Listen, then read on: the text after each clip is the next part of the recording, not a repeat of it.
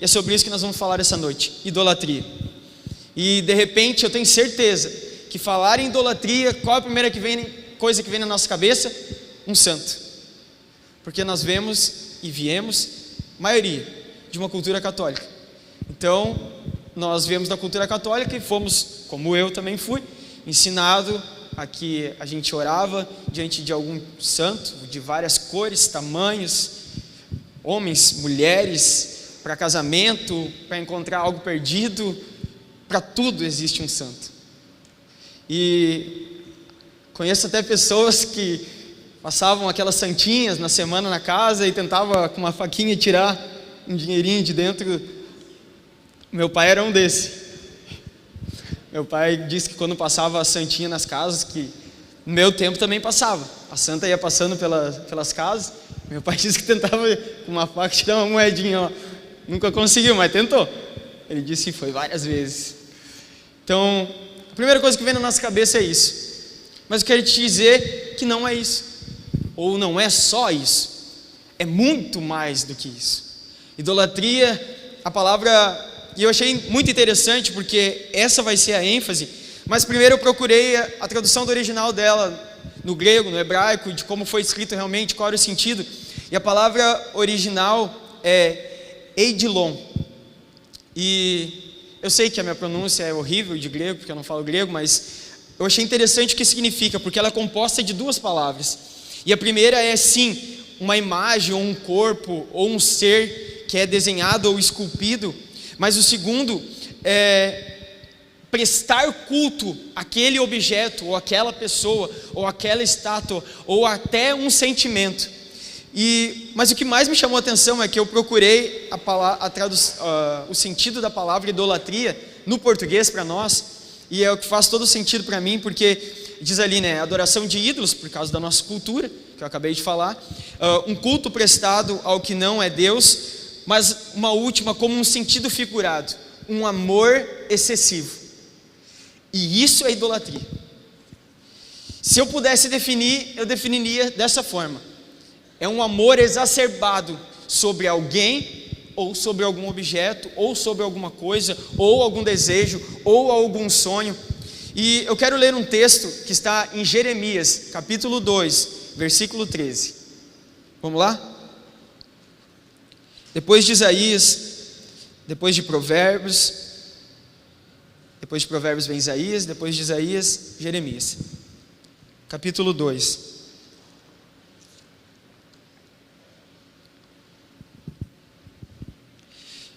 Jeremias capítulo 2, eu vou ler alguns versículos, mas vamos lá para o 11, Jeremias capítulo 2, versículo 11, amém? Amém, show de bola. Diz assim: houve alguma nação que trocasse os seus deuses, mesmo que não fossem deuses de verdade?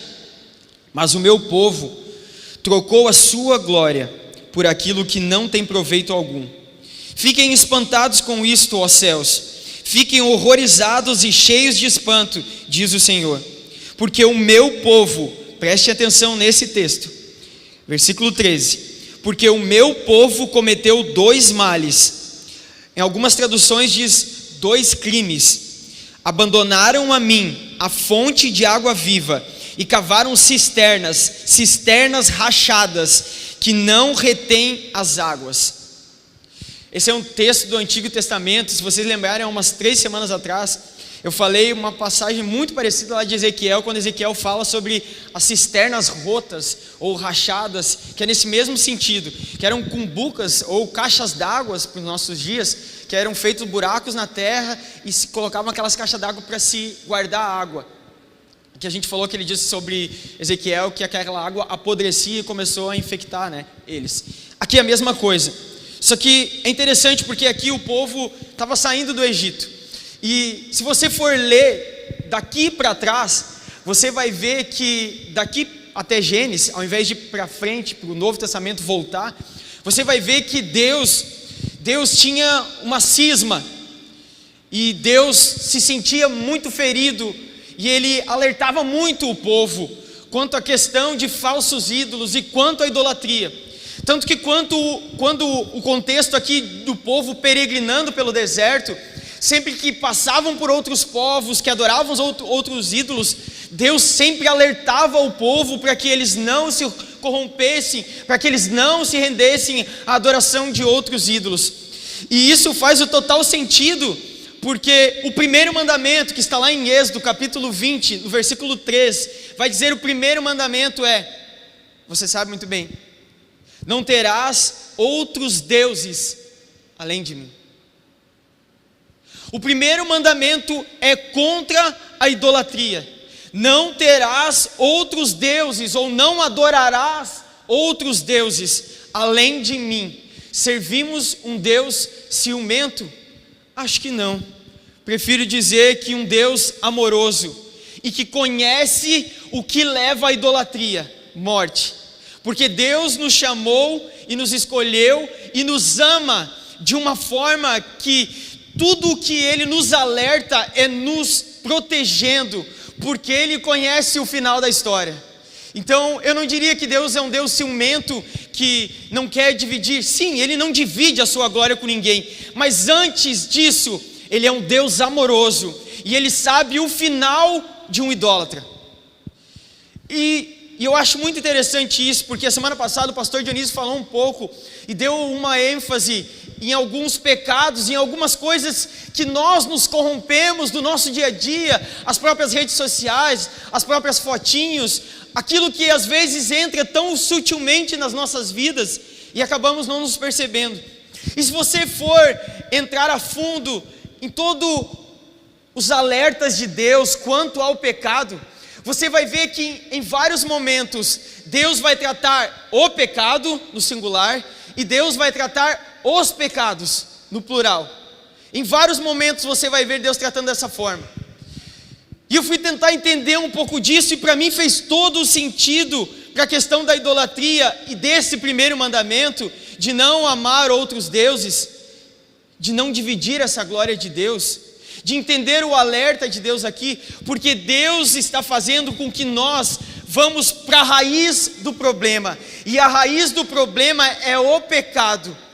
Mas você já prestou atenção que nós passamos a nossa vida, e muitas vezes nós enfatizamos isso, alguns pecados que nós sabemos que é da faixa etária que a maioria de vocês passam, que é a questão da pureza no namoro, que é pornografia, que é a questão de idolatrar pessoas, que é a questão de muitas vezes idolatrar ou o medo de um futuro. Entende que nós ficamos lutando, batalhando, perseverando contra os pecados,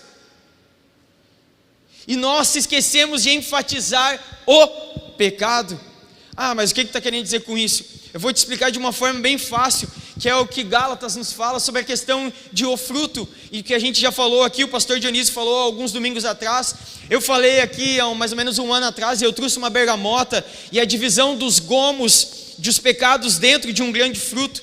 E nós podemos trazer o pecado diante de os pecados, a raiz do grande problema da idolatria. Porque se nós comparássemos com uma árvore, pode ser tanto faz do que você quiser, de maçã, de goiaba, do que você achar bom, do que você gosta de comer. Se você ir lá e tirar todos os frutos dela, num determinado tempo, na época que ela floresce de novo, os frutos vão estar lá. Você concorda comigo? Ela vai florescer de novo. Não importa o quanto você arranque os frutos vão ser novamente gerados lá. Por quê? Porque a árvore continua tendo raízes, porque a árvore continua sendo alimentada, porque a árvore continua de pé. Então nós podemos passar a vida inteira batalhando contra alguns pecados, se nós não vencermos os pecados, e nós vamos entender os pecados quando nós começarmos a tratar os males pela raiz.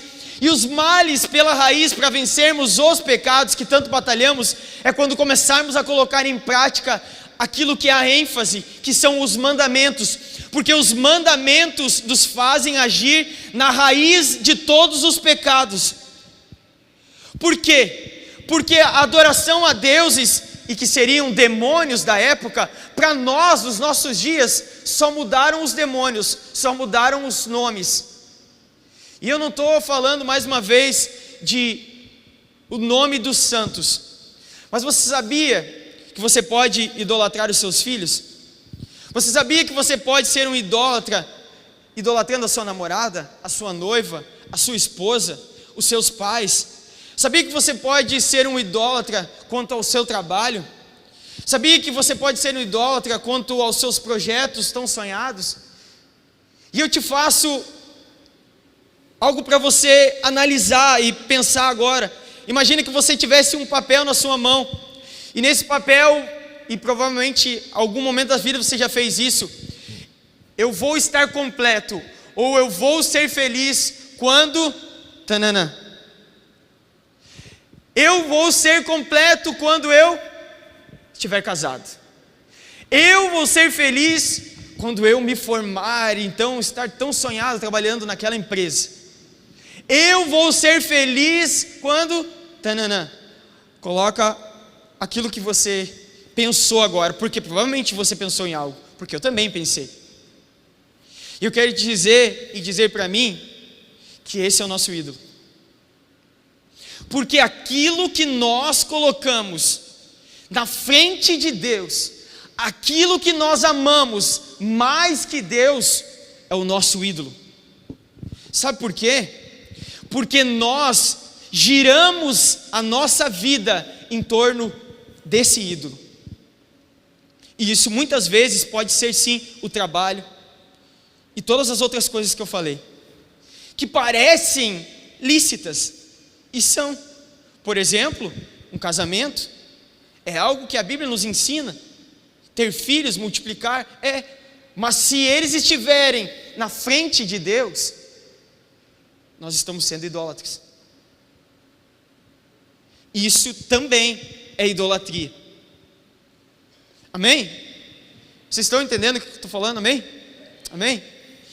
Sabe, e eu anotei algumas coisas que para mim é relevante para pensarmos quando se fala de idolatria.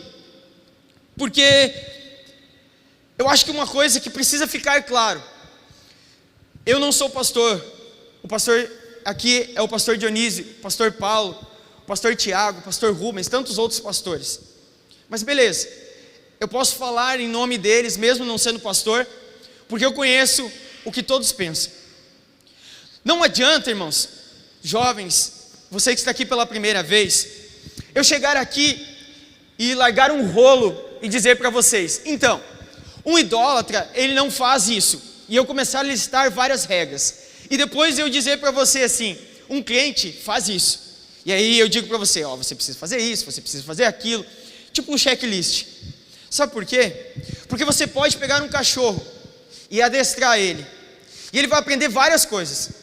Ele vai aprender a trazer a bolinha para você quando você jogar, ele vai aprender a rolar, a deitar. Tem cachorro que até toca teclado, que eu já vi, que o dono ensina e fica batendo lá. Eu já vi até galo tocando teclado. Bom, ô Gabriel, não me leva mal, né? E, cara, o que vai acontecer? Vão ser pessoas adestradas. Nós podemos adestrar, mas eles vão continuar sendo cachorros. Você concorda comigo? Não vão deixar de ser cachorros. Então nós podemos deixar aqui várias regras e dizer para você, e você fazer o checklist, mas não é isso que Deus nos chama. Deus nos chama para voltarmos à essência e sermos transformados de dentro para fora, para não sermos simplesmente pessoas adestradas, mas forjadas num caráter agora que tem uma identidade: Cristo. E se a identidade é Cristo, nós geramos aquilo que o Filho gera: orgulho ao Pai. Então sim, nós colocamos o Pai em primeiro lugar, e o amamos diante de todas as outras coisas, o colocamos em primeiro lugar, porque as outras coisas se transformam em consequências para a nossa vida, porque estamos gerando aquilo que Ele nos ensinou como princípio para nossas vidas: dar a glória devida, amar o Pai, não colocar outros deuses diante dele. Assim quebramos a idolatria dos nossos dias, da nossa vida, daquilo que somos no dia a dia, ou até mesmo desde criança, impregnado em nós pela nossa cultura. E Eu anotei um segundo problema que eu vejo nisso, na questão da idolatria, e eu quero que você leia comigo, que volte um pouquinho, Salmo 115, no versículo 2. De vez em quando você pode dizer amém, você pode dizer aleluia, você pode dizer glória a Deus, para mim saber que você está aqui, ou para mim saber que está ruim, entendeu? Porque não é um monólogo, é algo para que nós participamos juntos. A palavra é para mim, eu não estou aqui, como falei, ditando regras, é para mim também. Salmos 115. Dá um incentivo aí para quem está do teu lado aí. Diz para ele assim, dá um incentivo para a pessoa que está do lado e diz assim, tu emagreceu, hein? Todo mundo gosta de ouvir isso, né? Só eu que não. Diz para a pessoa que está do teu lado aí, tu emagreceu, hein? Nossa, sem máscara agora que deu para ver como as tuas bochechas estão menor. Nossa, tu emagreceu, Salmo 115 diz assim, porque diriam, versículo 2, Salmo 115, versículo 2, porque diriam as nações, onde está o Deus deles? O nosso Deus está no céu, e faz tudo como lhe agrada. Os ídolos das nações são prata e ouro, obra de mãos humanas. Tem boca e não falam, tem olhos e não veem, tem ouvidos e não ouvem, tem nariz e não cheiram, tem mãos e não apalpam, tem pés e não andam, som nenhum lhes sai da garganta. Tornem-se semelhante a eles os que os fazem e todos os que neles confiam. Olha o peso que tem isso aqui. Não vamos enfatizar aqui essa parte, tem boca mas não fala, tem olhos mas não veem, tem ouvidos mas não ouvem. Nós sabemos e ouvimos isso. Mas o que me chama a atenção nesse texto é o versículo 8, que diz assim: tornem-se semelhantes a eles os que fazem e todos os que neles confiam. E sabe qual o grande problema da idolatria? Que nós acabamos nos tornando parecidos, semelhantes com aquilo que nós adoramos, e por isso que começa a ficar tão difícil de vencermos a idolatria, e por isso que parece que começa a ser tão normal essa idolatria que temos, de tantas coisas comuns que eu falei aqui, e que não nos percebemos, porque a nossa cabeça está gerando uma estátua, está gerando um ídolo do qual seria o comum da nossa cultura. E o grande problema maior de tudo isso, eu anotei aqui porque isso me chama a atenção também, é porque nós começamos a achar e começamos a nos achegar para Deus conforme os nossos ídolos. E a diferença de Deus para um ídolo está escrito no versículo 4. No versículo 3, o nosso Deus está no céu e faz tudo conforme lhe agrada. Deus faz tudo conforme agrada a Ele, por mais que não entendamos. E essa é a diferença de Deus para os nossos ídolos, porque os nossos ídolos geram aquilo que nós queremos. Os nossos ídolos gerados por nós, a nossa idolatria é para gerar aquilo que nós queremos, que nós esperamos, porque são demônios. E sabe o grande problema disso? Porque nós começamos a olhar e a selecionar as pessoas que nós convivemos conforme a idolatria que temos nas nossas vidas. Quer ver? Se nós adoramos o dinheiro, se uma pessoa que é um pouco mais pobre vem dar um conselho para nós, nós refutamos, sabe por quê? Porque a nossa primeira avaliação é conforme a nossa idolatria, e nós vamos dizer: quem esse perrapado pensa que é para vir me dar conselho? Agora, se alguém que tem um padrão maior de vida vem me dar um bom conselho, porque está no meu nível de idolatria, que é mamon, que é o dinheiro, nós recebemos de bom grado, porque ele tem uma adoração pelo meu próprio ídolo. Então nós concordamos com o ídolo. Então para mim é muito bom de ouvir o tal conselho. E esse é um dos grandes problemas dos nossos deuses, dos deuses que geramos para idolatrarmos, porque começamos a selecionar as pessoas, e isso é muito sutil e demoníaco. Amém? Amém. O terceiro problema que eu anotei aqui é que isso começa a destruir a nossa forma de viver. Porque, como está escrito aqui, a gente começa a ficar parecido. E quer ver? Eu vou te dar um exemplo. Eu já falei aqui outra vez, mas quando eu estava lendo esse texto, eu me lembrei de novo disso. Então, quem está aqui a primeira vez, beleza, vai ouvir pela primeira vez. Quem está aqui a quinta vez, vai ouvir pela quinta vez. E quem está aqui já há 5, 6 anos, vai ouvir pelo quinto, sexto ano, a mesma coisa. Mas beleza. Uma vez eu olhei um documentário, eu e a Yúlica, em que eles fizeram, dando ênfase na Coca-Cola. Então, eles fizeram toda uma reportagem, tipo uma escola da vida, que a gente faz para gerar Jesus na vida das pessoas. Eles fizeram para gerar com que as crianças tivessem repúdio de Coca-Cola. Então, eles fizeram uma semana inteira, palestras, ensinaram, e levaram o osso aquele que todo mundo coloca dentro da Coca-Cola, e fizeram o osso dissolver, e mostrar para que o nosso osso está ficando desse jeito. E fizeram a semana inteira, e lá no último dia, na sexta-feira, reuniram todas as crianças no auditório. Eu acho que tinha mais de 500 crianças. E daí eles falaram assim: e aí, gente, todo mundo entendeu o que a gente falou essa semana sobre Coca-Cola? E as crianças: sim! E quem aqui vai continuar tomando Coca-Cola? E as crianças: eu! Todo mundo pulou e disse que ia continuar tomando Coca-Cola. Não entenderam nada. E agora eu te faço uma pergunta: você já viu alguém falando que Coca-Cola faz mal? Quem aqui já ouviu alguma reportagem, alguma coisa, alguém dizendo que Coca-Cola faz mal? Levanta a mão, por favor. Obrigado. Quem aqui tem certeza que Coca-Cola faz mal? Eu também tenho. Tem gente que não tem certeza. Quem aqui tem certeza que Coca-Cola faz mal? Show de bola. E agora eu quero fazer uma pergunta para vocês. Quem aqui toma Coca-Cola? Eu também. Por que a gente faz isso, cara? Por que a gente faz isso? Sabe por quê? Eu vou te falar. De repente você vai dizer que eu sou sentimental, mas não é. Para pensar comigo. Porque tem amor no negócio. Vai dizer que tu não lembra da tua festinha de aniversário, que sempre tinha uma Coca-Cola de vidro.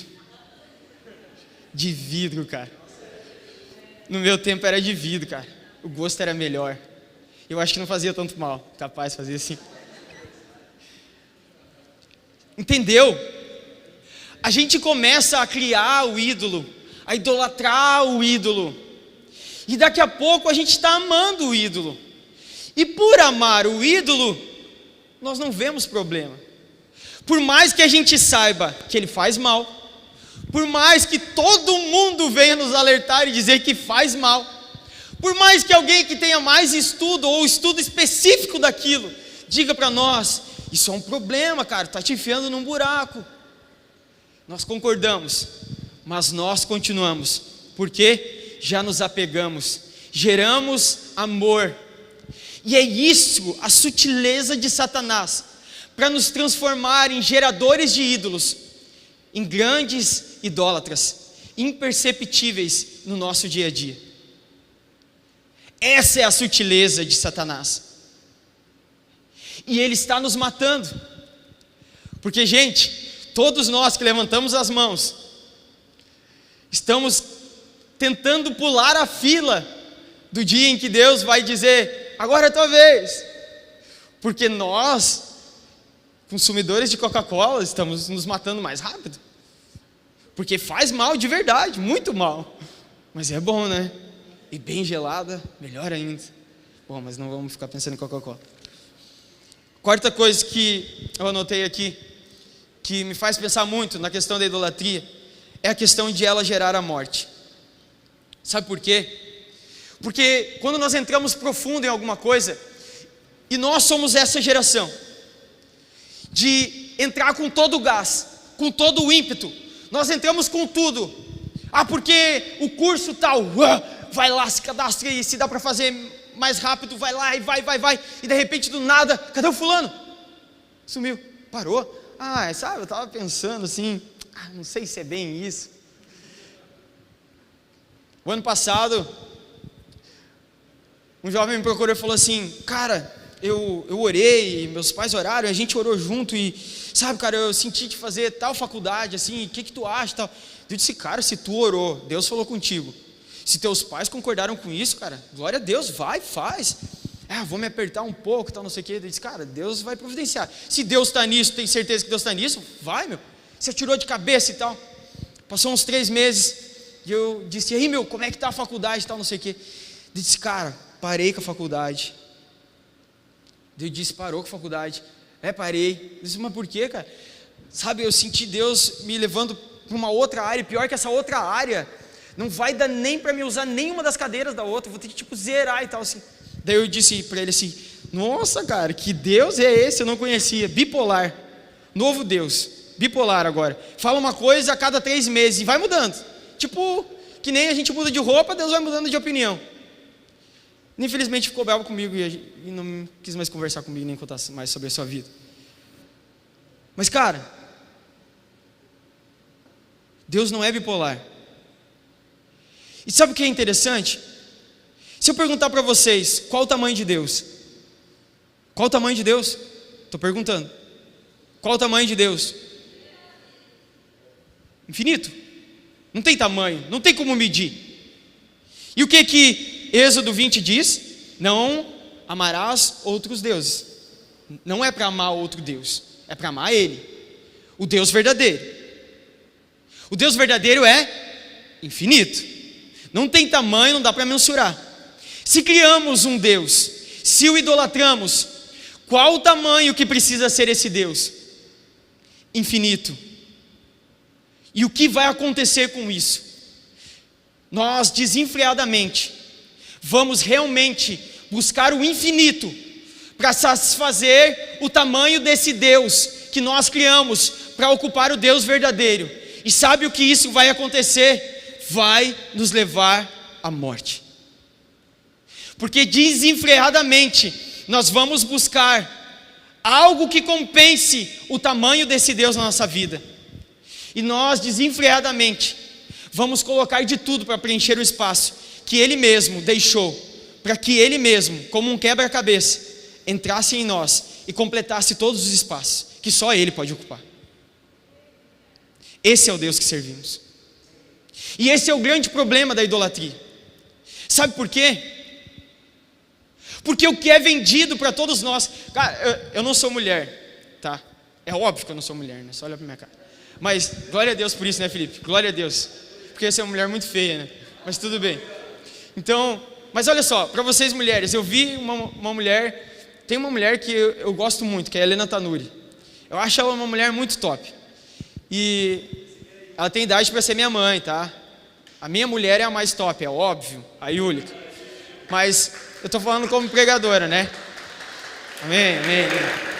E sabe o que ela falou? E eu achei muito interessante, aquilo ficou matutando na minha cabeça. A Helena Tanuri falou assim: mulheres, nós deveríamos assistir... Eu estou me colocando no lugar dela. Ela falou assim: nós mulheres deveríamos de assistir filmes de romance só depois dos 40 anos.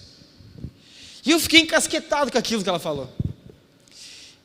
E eu comecei a pensar em alguns filmes, porque quando eu e a Yúlica namorava, nós olhávamos bastante esse filme. Geralmente quando no começo do namoro a gente olha esses filmes assim, né?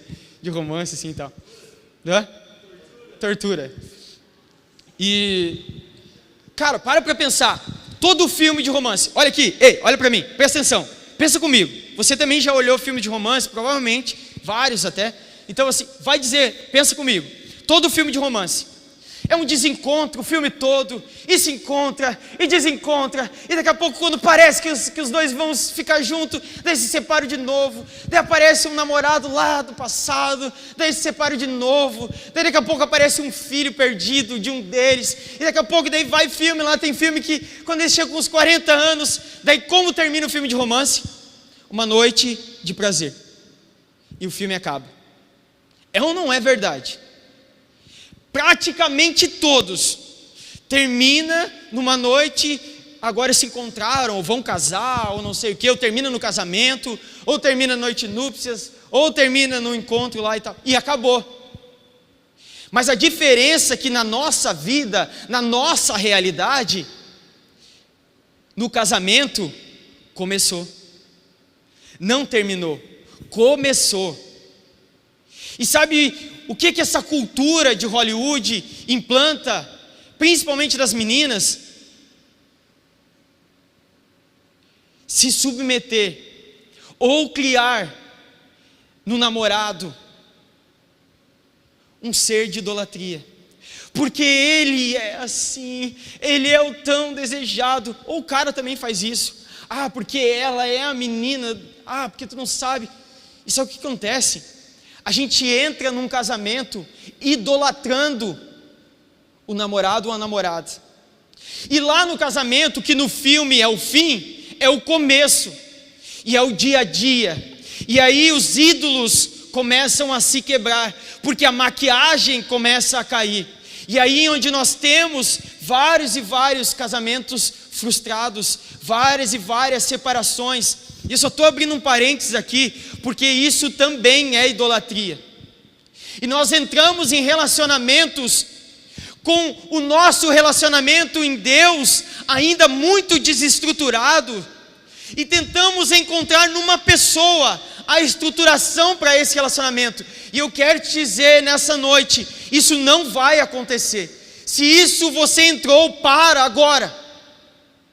Te acerta com Deus Todo-Poderoso, que é o único digno de ser adorado, de que nós podemos tentar se aproximar daquilo que Ele merece, de receber a sua glória. E quando o seu relacionamento com Ele estiver totalmente estruturado, você está pronto aí sim para entrar num relacionamento maduro. Porque eu posso te dar um exemplo da minha vida. Eu me casei com a Iúlica já com 27 anos, eu não casei novo. Porque eu me frustrei em outros relacionamentos.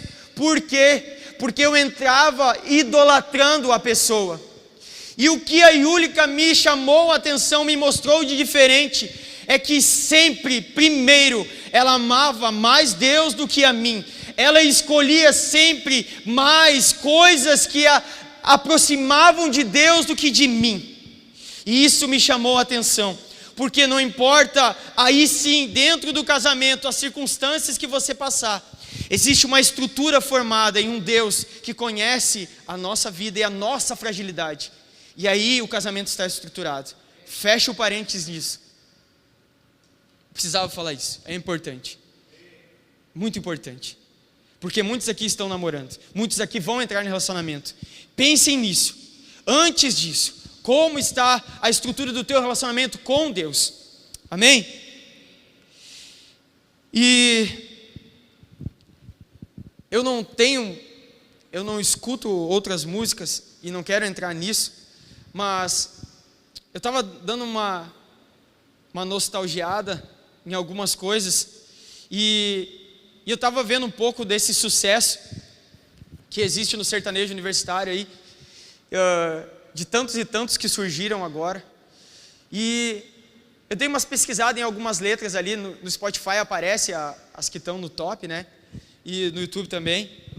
E dei uma olhada nas letras. Meu Deus do céu. É idolatria pura a um ser.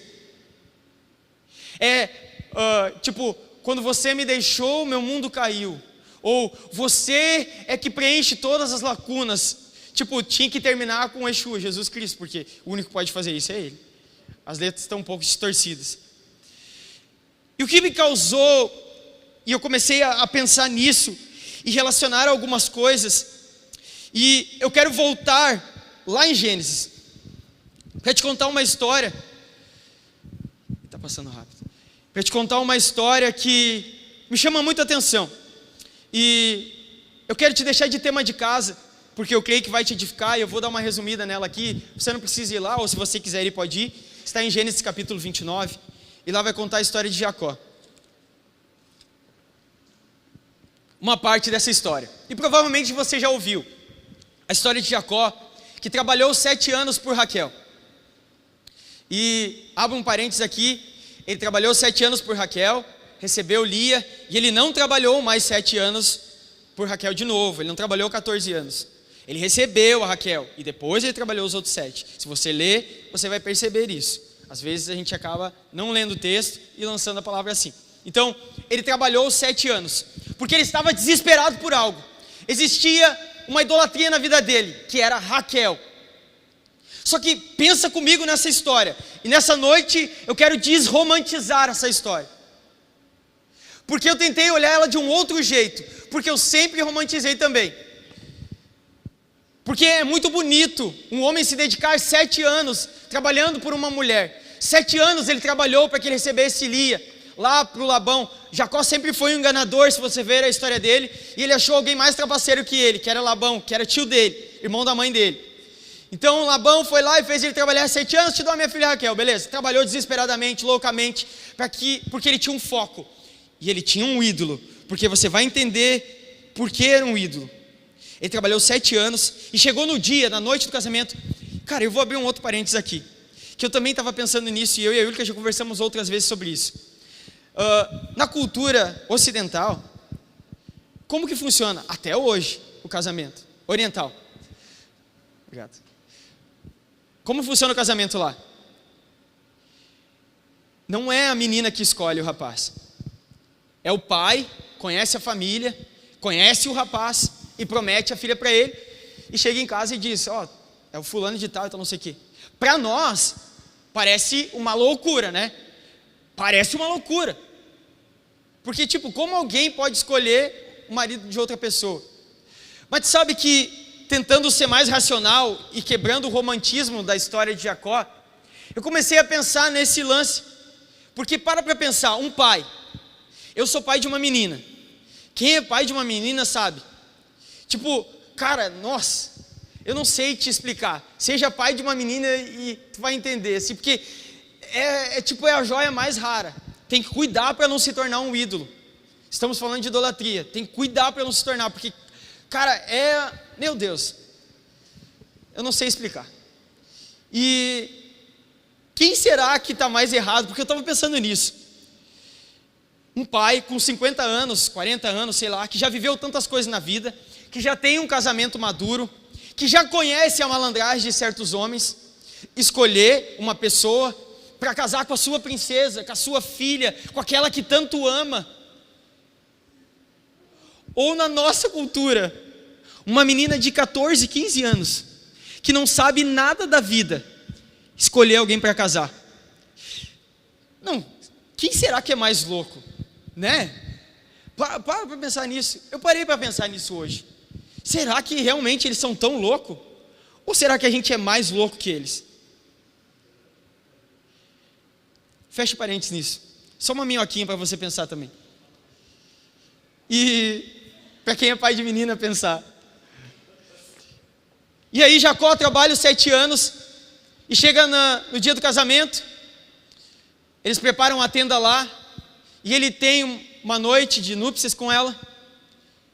E você já percebeu que no outro dia a Bíblia diz que Jacó percebe que não era Raquel, que era Lia, a irmã mais velha de Raquel. Porque Labão tinha as 2 filhas e Lia era mais velha, e na cultura a mais velha casava primeiro com a mais nova. Então ele pegou e empurrou a mais velha para Jacó. Mas Jacó não estava trabalhando 7 anos, desenfreado, desesperado, para ter Raquel. E ele nem percebeu naquela noite, porque diz que os olhos de Raquel encantavam, e que ela era bonita de corpo, ali fala, ela era formosa de corpo e de rosto, ali diz assim. Na NTLH fala assim, acho que é. E, cara, e daí ele não percebeu que não era Raquel. Será que realmente ele amava Raquel? Ou ele estava totalmente desenfreado, desesperado por uma noite de prazer? E ele foi totalmente com a fome e com a sede para que ele aniquilasse aquela noite de prazer, que na real ele não estava nem aí se era Raquel ou se era Lia. O que importava era o ídolo dele, que era satisfazer o seu próprio prazer, porque só no outro dia ele percebeu que era Lia. Eu parei para pensar nisso, e eu queria que você pensasse nisso, porque é isso que a idolatria nos faz. Correr desesperadamente, com toda a fome e sede ao pote, sem perceber as consequências, e muitas vezes nos lançar no abismo para a morte.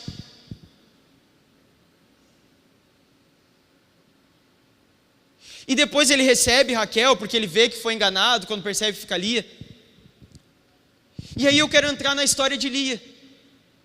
Porque Lia sabia que Jacó tinha uma caída maior por Raquel. E o que Lia faz? Ela transforma Jacó num ídolo para a vida dela. Por quê? Porque agora ela começa a desenfreadamente querer gerar filhos a Jacó. Para satisfazer, porque ela sabia que os homens se sentiam satisfeitos em ter filhos. Então agora Lia gera Jacó como ídolo da vida dela, gerando filhos. E ela gera o primeiro filho, e isso não chama a atenção de Jacó. E ela gera o segundo filho, e não chama a atenção de Jacó. E agora eu quero que você leia comigo Gênesis, capítulo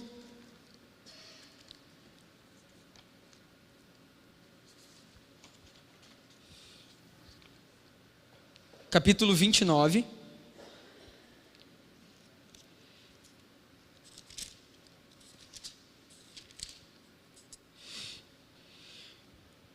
versículo 35. Era o terceiro filho de Lia. E Lia diz assim: mais uma vez ela ficou grávida e deu à luz a um filho, mas desta vez ela disse: louvarei ao Senhor. O terceiro filho dela, que foi chamado de Judá, ela não mais entregou como adoração ao seu marido, mas ela disse: desta vez eu louvarei ao Senhor. E agora eu volto para a história de Jacó. E Jacó, no versículo do capítulo 28, se você voltar à história, você vai ver que Jacó, ele só teve um encontro real e uma satisfação real de prazer no capítulo 28 e no versículo 19, quando a Bíblia diz que, fugindo do seu irmão, ele viu uma escada, ele teve uma visão de uma escada posta nos céus, onde os anjos subiam e desciam, e naquele momento ele disse: o Senhor está aqui, e eu não sabia. Antes eu conhecia de ouvir falar, e agora de o conhecer. O que satisfez Jacó, o que satisfez Lia, foi quando eles puderam entregar a adoração ao Deus verdadeiro, e não aos ídolos que eles criaram no seu cotidiano e idolatravam. Mas quando eles adoraram o Deus verdadeiro, eles quebraram a idolatria de homens, de pessoas, daquilo que eles criaram expectativas em seres, em coisas, em pessoas, e deram a adoração ao verdadeiro Deus. Nesse momento, eles foram totalmente satisfeitos, porque a peça de quebra-cabeça que preenchia totalmente o seu interior foi preenchida. Amém? Amém? Essa é a verdade. Essa é a grande verdade. É desse jeito que precisamos olhar para Deus. É desse jeito que nós vamos parar de lutar contra os nossos pecados e vamos direto na raiz do problema e cortar o pecado, gerando os mandamentos nos nossos dias, não como meros cachorros adestrados, mas como pessoas que tiveram a experiência com a peça exata que preenche o nosso ser, Deus. E de repente você vai dizer para mim assim: ah, que legal, me encheu de problema, me fez ver que realmente eu sou idólatra, e tenho idolatrado várias coisas na minha vida, e realmente tenho me frustrado em várias coisas, consigo perceber com isso que tu falou nessa noite.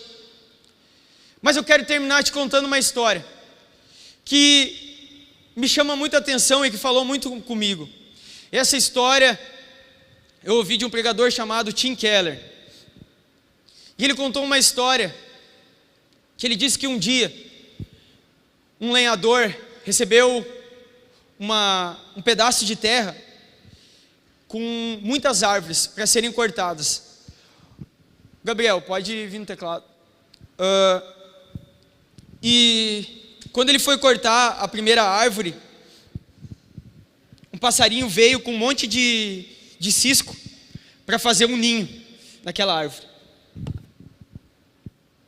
E quando o passarinho sentou naquela árvore, ele pensou: coitado do passarinho, eu vou cortar a árvore que ele veio para fazer o ninho. Ele pensou: o que eu podia fazer para alertar ele? ele pegou um machado e virou do lado contrário do corte e começou a bater na árvore. E ele só batia. E ele só batia. E o passarinho percebeu. E o passarinho pulou para outra árvore. E ele pensou: eu também vou cortar outra árvore. E ele foi para outra árvore e começou a fazer a mesma coisa. E bateu, bateu, até que o passarinho voou para uma terceira árvore. E ele pensou: mas essa árvore eu também vou cortar. Então, pela terceira vez, ele pegou o machado e começou a bater, bater, bater. E pela terceira vez o passarinho voou. Mas nessa terceira vez, o passarinho voou para um rochedo. E nesse rochedo ele começou a enlaçar o ninho. E o lenhador se sentiu muito feliz, porque ele pensou: ali ele pode fazer, porque ali é um rochedo. Ali ninguém vai vir cortar. Ali ninguém tem como tocar, porque são rochas. E agora eu posso fazer o meu trabalho tranquilo. E também tranquilo porque ele agora vai poder construir sua casa. E daí de repente tu pode me dizer: muito bonito, e o que tem a ver a minha vida com isso? O que tem a ver a tua vida com isso? O que tem a ver a minha vida com isso? É que provavelmente, assim como eu, nós já levamos vários nãos. Nós já nos frustramos várias vezes. Nós já tivemos várias perdas. Provavelmente, e eu sei disso, nós ficamos desesperados por respostas. Porque sempre quando uma coisa sai do nosso controle ou dá errado, nós queremos saber o motivo. Nós queremos uma resposta. E às vezes nós entramos até em luta com Deus para saber a resposta. E eu quero te dizer nessa noite que o lenhador é uma figura de Deus, que o passarinho é eu e você, e que todas as vezes que o passarinho voou, e que todas as vezes que o ninho não deu certo, são as circunstâncias da nossa vida. Não foi o diabo, foi Deus dizendo para mim e para você: não é nesse lugar, não é com essa pessoa, não é nesse momento, não é agora, não é esse curso. Espera. Agora é não, agora é sim. É Deus. Porque o que Deus quer é nos levar a que entendamos que Ele é o único digno de receber adoração, de que não há outra coisa que possa ser colocada em primeiro plano em nossas vidas a não ser Ele, para que Ele possa ser ouvido diante de tantas vozes desse mundo, porque são muitas as vozes, não só de pessoas, mas do mundo na nossa volta, colocando pressão, tentando nos fazer ir para uma direção ou outra. Mas Deus está com um machado, ao contrário de Satanás, não com o lado do fio para nos ferir, mas ao contrário, batendo na porta do nosso coração e dizendo: ei, filho, filha, ei, no meio de tantas vozes, às vezes tão baixinho, tentando nos chamar a atenção para dizer: não é aí a rocha, não é aí que eu quero que tu construa o teu ninho, ou não é agora, não é o momento. Não era o diabo, era Deus tentando falar com você, tentando falar comigo. Porque mais uma vez eu quero te dizer: não olhe para Ele como um Deus ciumento, que não divide a sua glória. Ele não divide, mas olhe para Ele primeiro como um Deus amoroso, que conhece o nosso futuro e que quer que nós o colocamos em primeiro lugar, para que tenhamos não caminhos de morte, mas de vida. Eu quero te convidar a fechar os teus olhos nessa noite. Eu quero te pedir que você coloque a mão no seu coração, e que nesse momento, diante dessa palavra, você possa refletir naquilo que de repente tem sido o teu Deus,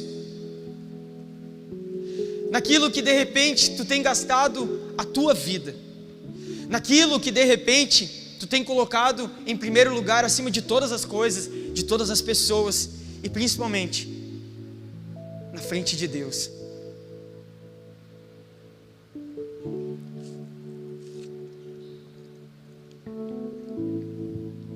eu quero te dizer que isso que veio na tua mente, assim como nós ali naquele momento falamos, se eu não for satisfeito sem tananã, ou eu só vou ser satisfeito quando eu conseguir tananã, você sabe o que é para a sua vida. Nessa noite não é para uma acusação. Deus te traz à memória, não para te acusar. Isso é ministério de Satanás. Deus te traz à memória para que haja uma metanoia, uma mudança de vida, uma mudança em 180 graus de direção, para que você se distancie desses ídolos e comece a caminhar para o único que é digno de ser adorado, o Rei dos Reis, o Senhor dos Senhores, aquele que era, que é e que há de vir, o Deus que pode todas as coisas, o Deus que conhece a nossa vida, o Deus que estava no princípio e que estará conosco no fim e até a eternidade. Esse Deus, Ele te ama e Ele te traz à lucidez pecados, não para te acusar, mas que possamos ser limpos, para que possamos colocar diante do altar dEle e que Ele possa olhar para mim e para você e dizer: destes pecados a partir de hoje eu não me lembro mais. Eles são lançados no mar do esquecimento, porque eu não olho para aquilo que tu foi, mas eu olho para aquilo que eu vou gerar em ti, para aquilo que eu vou te fazer ser nas minhas mãos, porque Deus olha para mim e para você como um oleiro olha para um vaso, para um pedaço de barro.